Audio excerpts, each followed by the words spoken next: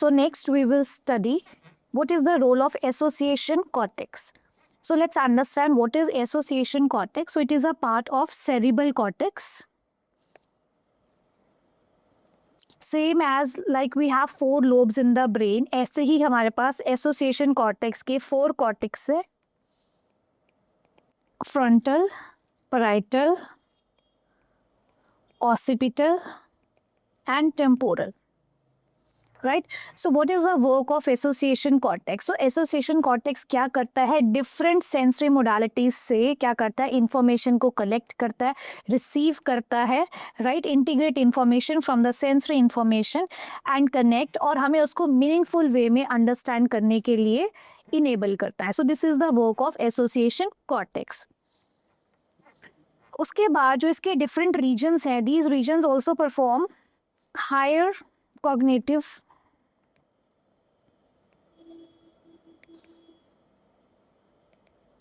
higher cognitive functions are performed like thinking, memory, language. So these are also performed by association cortex, right? So you can say that कि जो association cortex है उसका क्या काम क्या है? Information को इंटीग्रेट करना and making us enable to understand. Like I have said,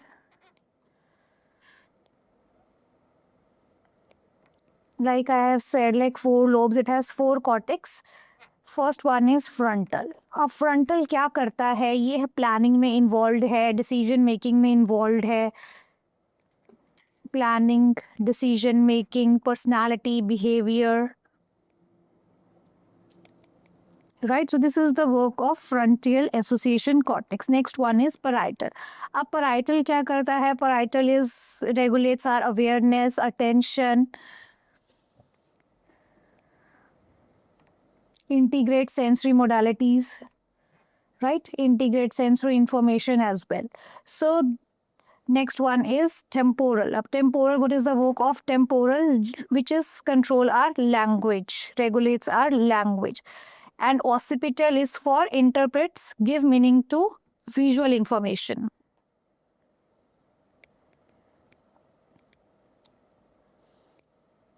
So this is the work of association cortex.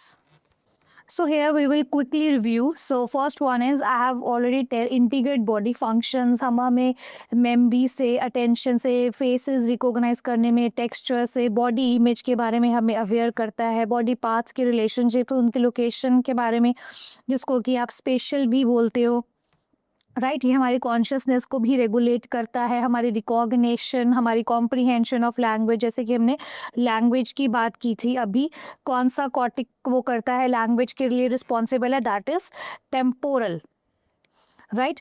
Next one is involved in planning, motor functions, which is associated with this, that is frontal. So these are the different functions that is performed by cortical association. You can write in a this way or by making a cortexes. The next one is brain hemisphere. As we have already covered this topic, but let's quickly review what are the major functions which are performed by the hemispheres. So as we all know that our brain hemisphere is divided into 2, left and right. So the next is left hemisphere stimulates the right side of the body and right controls the left side of the body. So जितने भी technical work है, that is performed by the left hemisphere, and जितने भी reasoning, creativity से related work है, that is controlled by the right hemisphere, right. So the left hemisphere perform functions, motor control of the right side of the body, speech, language, comprehensions, calculations, recognition of words, letters and numbers. And right hemisphere do the work creativity, spatial abilities related to space, physical locations, context, perception, recognition of faces and objects. So these are the major functions of right and left hemisphere.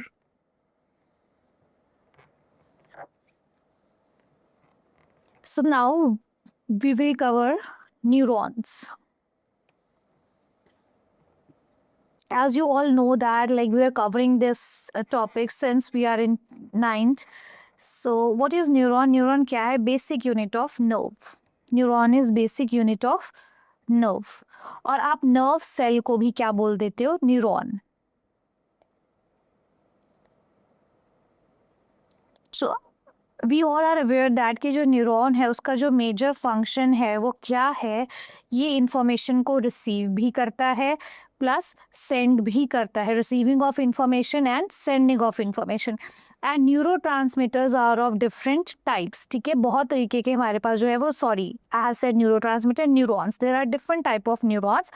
सो जैसे कि unipolar है जिसमें कि एक बारी में एक ही process अकर होता है, वन प्रोसेस अकर। सो दूसरा है बायपोलर न्यूरॉन। बायपोलर न्यूरॉन में क्या होता है, जब टू प्रोसेसेस अकर होते हैं, two processes are occurred.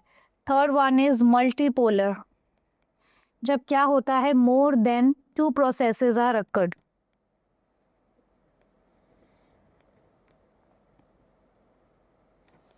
And fourth one is pseudo neuron, जब क्या होता है, दोनों ही तरफ से सेम ही इंफॉर्मेशन रिलीज होती है, that is known as pseudo neuron. So basically it is also a one process.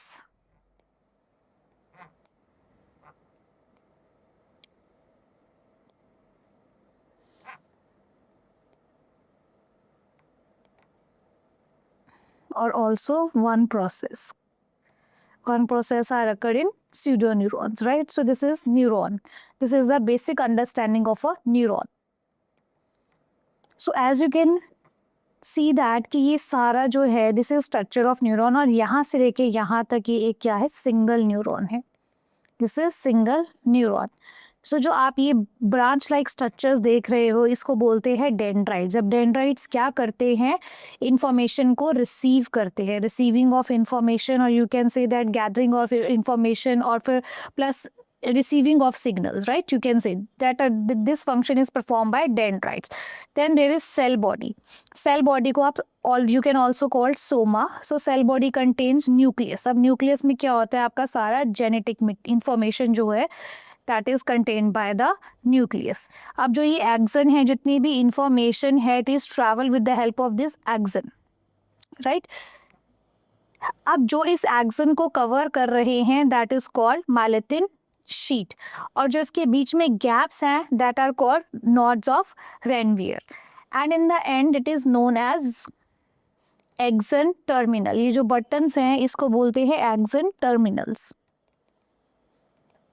और आप टर्मिनल बटन्स भी बोलते हैं। अब सिनैप्स कब बोलते हैं, जब न्यूरॉन वन से, फॉर एग्जांपल जब एक न्यूरॉन से दूसरे न्यूरॉन को इंफॉर्मेशन जाती है और जो बीच में गैप होता है, that are called synapse, right?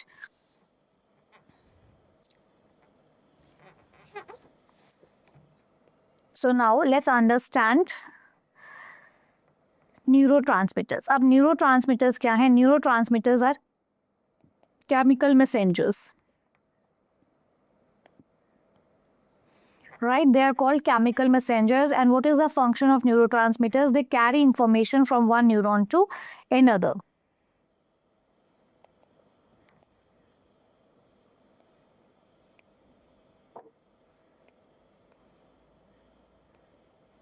So in human body there are 100 chemical messengers that have been identified, right? So जो neurotransmitters हैं ये हमें enable करते हैं everyday behaviors और functions को regulate करने के लिए. So there are different types of neurotransmitters. So we will only cover the major ones, right? So there are this is a chemical classification of neurotransmitters. Surely in BSc like syllabus it is not asked, but still we will cover the major ones. So the first one is dopamine. So particularly what does this neurotransmitter do? Basically ये आपके mood को regulate करता है. It regulates mood, regulate pleasure, right? Motivation, reward learning.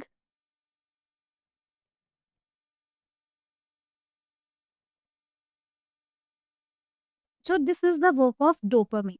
अगर dopamine increase हो जाता है किसी भी पर्सन में, if the level of dopamine increased, तो व्हाट हैपन, तो उसको एडिक्शंस हो सकती हैं। The particular person can develop addictions या स्किज़ोफ्रेनिया हो सकता है, right? But if it decreases, if the level of dopamine decreases, what happen, the person can suffer from depression.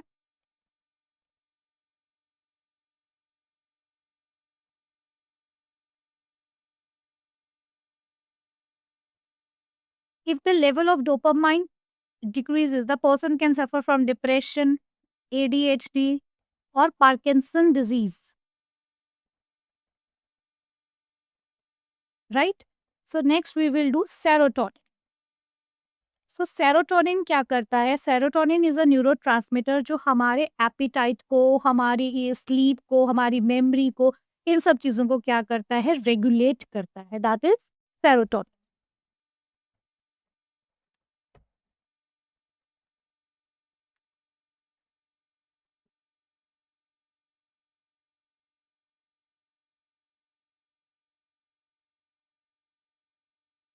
So the next one is serotonin. So what serotonin do? Serotonin regulates our mood, sleep, pain, perception. So these things are regulated by serotonin. So if what happen if this will increase or decrease? Say if the serotonin level will be increased, तो क्या हो जाएगा? उसको serotonin syndrome हो जाएगा। अगर decrease हो जाएगा, the person can suffer from depression, insomnia, or anxiety disorders. This can be the possible things if the level of serotonin decreased in the body. So the third one is norepinephrine, जिसको आप non adrenaline भी बोलते हो। So basically this helps in fight and flight situation.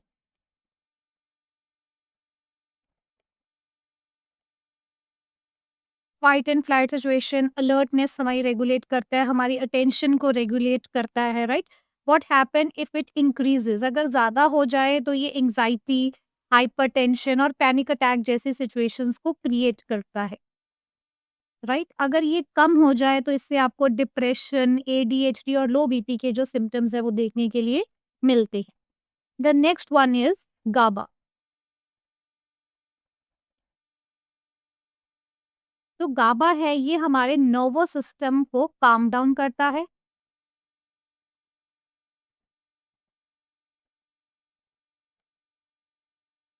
और calm down करता है एक्साइटेशंस।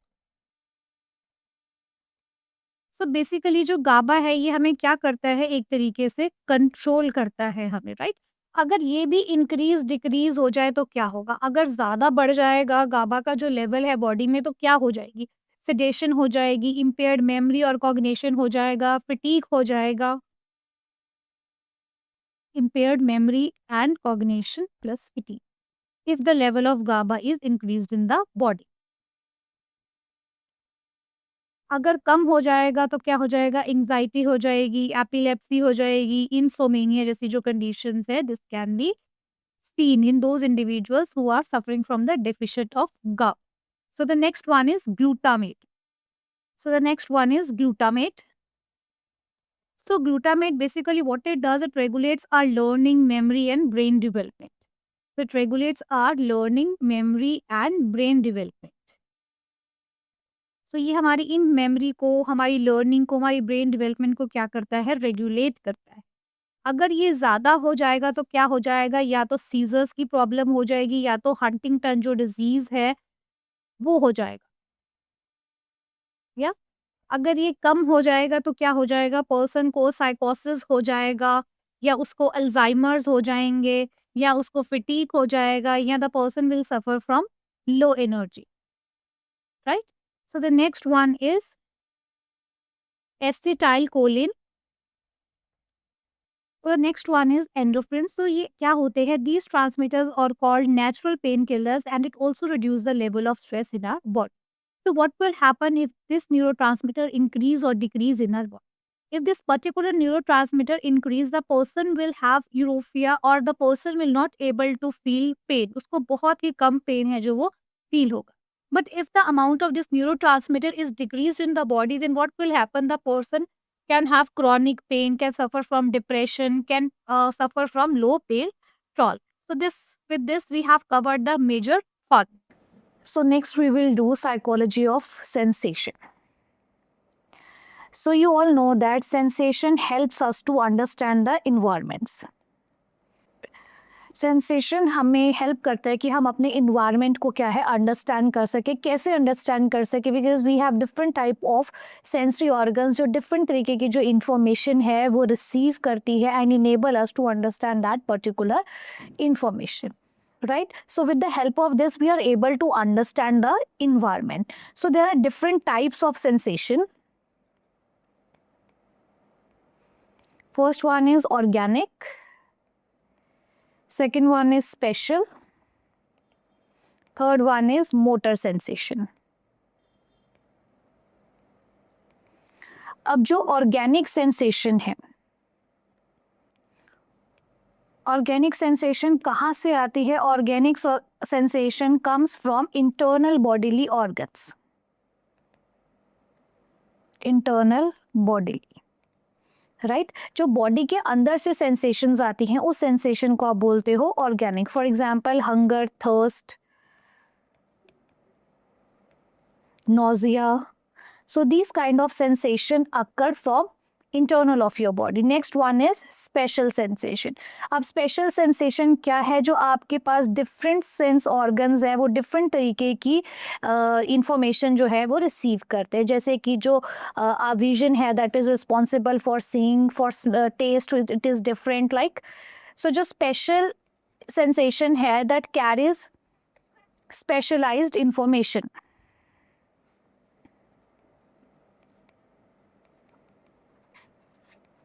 जैसे कि हमारे डिफरेंट ऑर्गन्स हैं, डिफरेंट सेंस ऑर्गन्स है, they are specialised sense organs, right. So अगर जो इस तरीके की इंफॉर्मेशन को कैरी करते हैं that are called special sensation.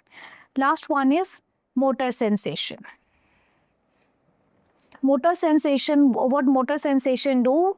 जब हमें मूवमेंट करनी है अपने लिम्स की, अपने जॉइंट्स की, right, when we receive sensation. Motor sensations क्या है? Motor sensations are responsible to produce movements. So motor sensation हमें किस तरीके की इंफॉर्मेशन देती है कि कब हमें मूवमेंट जो है वो करनी है, movement, right. Motor means movement. So यहाँ से अब याद रखेंगे मोटर मीन्स मूवमेंट. जितनी भी मूवमेंट से रिलेटेड सेंसेशन है that comes under motor sensation, right.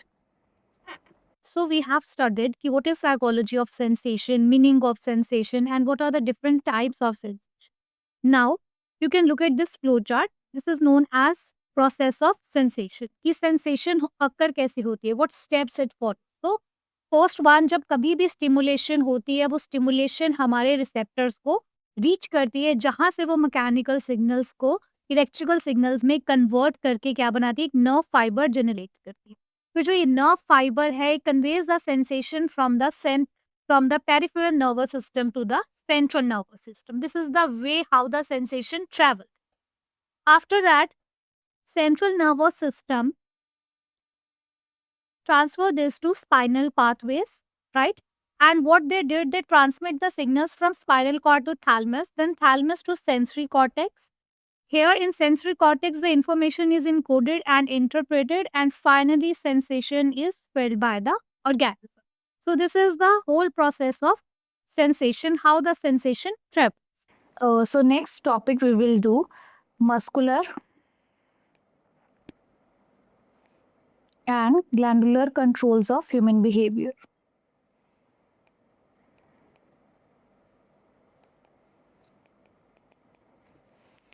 So why it is important to study all this? जितनी भी आपकी muscular activities है that enable us to perform movement related behavior,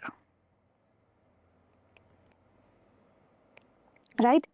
And what is the function of glands? जितने भी जो glands है वो क्या करते हैं? These glands secrete different type of hormones और जो हमारी body में बहुत important functions को क्या करते हैं? Regulate करते हैं. Glands are of two types, basically exocrine and endocrine.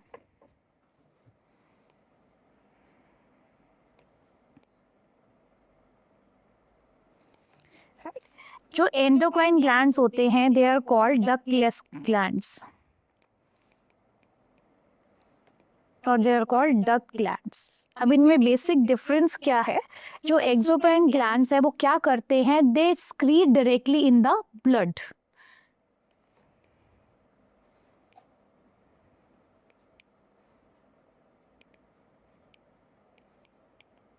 But whereas जो एक्सोक्राइन ग्लैंड्स हैं इनके पास डक्ट्स होते हैं, therefore they didn't do that. For example कि जैसे कि जो टीयर्स हैं या जैसे कि जो स्वेटिंग है, right? So they are not doing that. But जो एंडोक्राइन ग्लैंड्स है ये क्या करते हैं? हॉर्मोन्स को डायरेक्टली किस में करते हैं? आपके ब्लड में रिलीज करते हैं.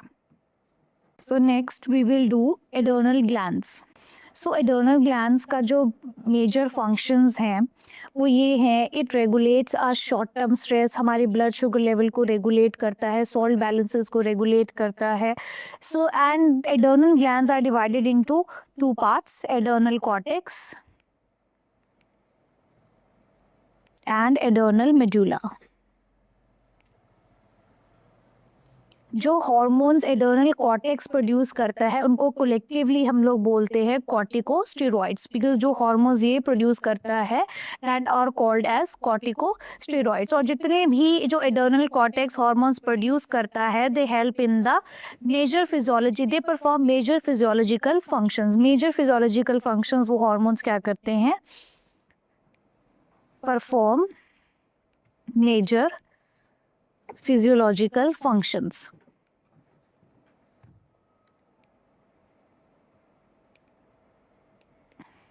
Right?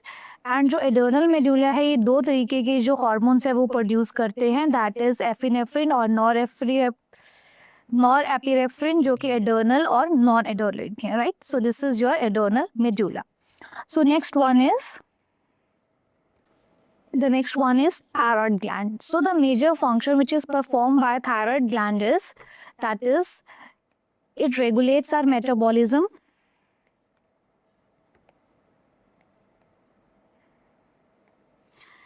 and plus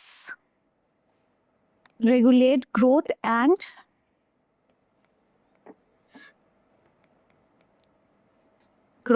development hormones. सो जो आपका थायराइड ग्लैंड है ये दो मेजर फंक्शंस जो है वो परफॉर्म करता है. पहला ये आपके मेटाबॉलिज्म को रेगुलेट करता है, दूसरा ये ग्रोथ और डेवलपमेंट के हार्मोन्स को क्या करता है? रेगुलेट करता है. उसके बाद जो आपके जो ये थायराइड ग्लैंड है that is made of follicular cells. किससे बने होते हैं? फॉलिकुलर सेल से, जो कि क्या प्रोड्यूस करते हैं? That produce thyroid hormone. Right? एक पैराफॉलिकुलर सेल्स होते हैं जो कि प्रोड्यूस करते हैं कैल्सिटोनिन. अब जो ये थायराइड हार्मोन्स हैं ये दो तरीके के हार्मोन्स को प्रोड्यूस करते हैं, that is known as T3 and T4, जो कि आयोडीन के बने होते हैं और हमारे मेटाबॉलिज्म को रेगुलेट करने में हेल्प करते हैं. जैसे कि आपको पता होगा कि जिन लोगों में थायराइड कम बनता है या ज़्यादा बनता है, एक्टिव है या अंडर एक्टिव है, आपने देखा होगा जिनमें ज़्यादा बनता है वो लोग क्या होते हैं? ओबीज होते हैं. जिनमें so as you have seen that कि जिन लोगों को थायराइड होता है आपने देखा होगा कुछ मोटे होते हैं, कुछ पतले हो जाते हैं. So we will understand it कि जब इसकी ओवर एक्टिविटी होती है, अंडर एक्टिविटी होती है, तो इस तरीके के जो रिजल्ट्स है ये हमें देता है. अगर जो कैल्सिटोनिन है वो भी कम प्रोड्यूस कर होने लगता है हमारी बॉडी में, तो जो लोग इससे सफ़र करते हैं they start having weaker bones, more lethargic and feel, उनको ज़्यादा फिटीक जो है वो फील होता है. राइट? और अगर so this is the work of thyroid gland. So this is a basic understanding of thyroid gland. Next we have pancreas. अब पैनक्रियास जो है वो एक मेन हार्मोन क्या है प्रोड्यूस करते हैं, जो कि आपको सबको पता है, इंसुलिन. अब पैनक्रियास करते हैं क्या है? हमारी बॉडी में ब्लड शुगर लेवल को क्या करते हैं? कंट्रोल करते हैं, मेंटेन करते हैं ब्लड शुगर लेवल को. अब क्या होता है, जितनी भी हमारी बॉडी को ग्लूकोज की रिक्वायरमेंट होती है that is used up and the rest of the glucose is stored in the glycogen. Right? Glycogen में बाकी ग्लूकोज को क्या कर लिया जाता है, स्टोर कर लिया जाता है, और जब कभी हमारी बॉडी को क्या होता है, दोबारा से ग्लूकोज की नीड होती है, तो ये ग्लूकोजेन क्या करता है, उसको स्टोर्ड ग्लूकोज को दोबारा से ग्लूकोज में कन्वर्ट करता है। It's keep on going like this. But अगर इसकी डिसरेगुलेशन हो जाए या डिसफंक्शन हो जाए, ये हार्मोन का इंक्रीज या डिक्रीज हो जाए, तो आप लोगों ने देखा होगा people will have type 1 and type 2 diabetes, right? So this is the role of pancreas. So first hormonal disorder, सबसे पहले हम थायराइड ग्लैंड के डिसऑर्डर्स जो है वो करेंगे। तो फर्स्ट वन इज हाइपोथायराइडिज्म। अब हाइपोथायराइडिज्म में क्या होता है, there is deficiency of thyroid hormone, जिसकी वजह से क्या होता है, जो पर्सन है वो हमेशा थका हुआ रहता है, उसको वेट गेन हो जाता है, उसको कोल्ड इंटॉलरेंस जो है वो हो जाती है। दूसरा है हाइपरथायराइडिज्म, जिसमें कि क्या होता है, ओवर प्रोडक्शन होती है थायराइड हार्मोन्स की। जैसे कि आपने देखा होगा कोई लोग बहुत ज्यादा पतले हैं, हीट इंटॉलरेंस होती है, एंग्जाइटी बहुत होती है उन लोगों में। The next one is Graves disease. This is an auto immune disease of thyroid disorder, जो कि क्या करते हैं, किसको कॉज करते हैं, हाइपरथायराइडिज्म को क्या करते हैं, कॉज करते हैं, जिसकी वजह से जो हैंड ट्रेमर्स है, हीट सेंसिटिविटी है, वेट लॉस है, पफी आईज है, एनलार्ज थायराइड है, ये सारे सिम्टम्स देखने के लिए हमें मिलते हैं। तो नेक्स्ट वन है डायबिटीज। तो डायबिटीज किसका डिसऑर्डर है, पैंक्रियास ग्लैंड्स का डिसऑर्डर है, जिसमें कि ये कौन से डिसऑर्डर्स को मेजरली प्रोड्यूस करता है, that is type 1 and type 2। So type 1 में क्या होता है, देयर इज इंसुलिन डेफिशिएंसी, जो इंसुलिन है वो इतना बनता नहीं है जितना रिक्वायर्ड होता है। और टाइप 2 में क्या होता है, there is insulin resistance, insulin is there but the cells is not able to obtain it. So type 1 के क्या सिम्पटम्स रहेंगे, दैट इज उसको बहुत ज्यादा प्यास लगेगी, फ्रीक्वेंट यूरिनेशन होगा, ब्लड विजन होगी, फटीग रहे। सो टाइप 2 में भी क्या होगा, सेम एज फटीग है, एक्सेस थ्रस्ट है, स्लो वांटिंग हीलिंग है, ब्लड विजन है, जो कि आपको शुगर के पेशेंट्स में ये सिम्टम्स धीरे धीरे देखने के लिए मिल जाएंगे। Next one is adrenal disorder. So adrenal gland के जो डिसऑर्डर्स हैं, सबसे पहले हमारे पास है एडिसन डिजीज। तो एडिसन डिजीज में क्या होता है, low amount of cortisol and aldosterone जो है वो प्रोड्यूस होता है। So these are the two hormones which is produced by adrenal cortex. तो ये दो हार्मोन हैं जो एडर्नल कॉर्टेक्स क्या है, प्रोड्यूस करता है। बेसिकली जो एडर्नल ग्लैंड है वो हमारी बॉडी में जो basic vitamin, mineral, potassium, sodium है, इनको रेगुलेट करता है। अगर किसी की बॉडी में ये कम बन रहा है, the person can have the symptoms, उसका बीपी लो रहेगा, darkening of the skin, dizziness, weight loss, ये सारी चीजें होंगी। तो next one is Cushing syndrome. अगर ये हाई हो जाएगा, the level of hormones will be increased, तो the person can have stretch marks, weight gain होगा उसका, हाइपरटेंशन उसको हो जाएगी। So this is the possible symptoms of Cushing syndrome. So next one is disorders of pituitary gland growth disorder. तो first one is डाफिज्म, जबकि क्या है, जो जो ग्रोथ हार्मोन्स है वो क्या है, लो उसमें प्रोड्यूस हो रहे हैं, लो ग्रोथ हार्मोन है, जो बच्चा है वो शॉर्ट है, स्लो ग्रोथ है, डिलेड डेवलपमेंट है, हर चीज क्या है, डिलेड प्यूबिटी है, राइट? अब जो पिट्यूटरी ग्लैंड है वो ग्रोथ हार्मोन्स को रेगुलेट करती है, वो ग्रोथ हार्मोन्स को रिलीज करती है, राइट? अगर ये कम ज़्यादा में रिलीज होंगे, अगर कम रिलीज होंगे तो डार्फिज्म हो जाएगा, ज़्यादा रिलीज होंगे तो कैंगैटिज्म हो जाएगा, जिसमें कि क्या होगा, enlargement of face, hands, abnormal जो ग्रोथ है वो देखी जा सकती है। Next one is reproductive hormone imbalances. तो रिप्रोडक्टिव हार्मोन इम्बैलेंसेस में क्या है, ये this is very very common. अगर किसी के ये ज़्यादा इंक्रीज होते हैं, basically this comes under sex glands, sex glands के अंदर ये आता है। तो अगर ये किसी में जो है वो इंक्रीज होते हैं, सो उस फीमेल को पीसीओएस हो जाता है, जिसके के कारण उसकी मेंसेस इरेगुलर हो जाते हैं, फेस पे एक्सेस हेयर ग्रोथ हो जाती है, ओबेसिटी हो जाती है। इफ हाइपोगोनिज्म जो है वो हो जाता है, that is production of testosterone in male, right, and estrogen in women. तो क्या है, अगर मेल्स में ये हो जाता है तो देखा जाता है they suffer from fatigue, sexual dysfunction, muscle loss, erectile dysfunctions. अगर फीमेल्स में हो जाता है, then it leads to menstrual irregularity, hot flashes and low bone density. So with this, we are also done with the various disorders of glands.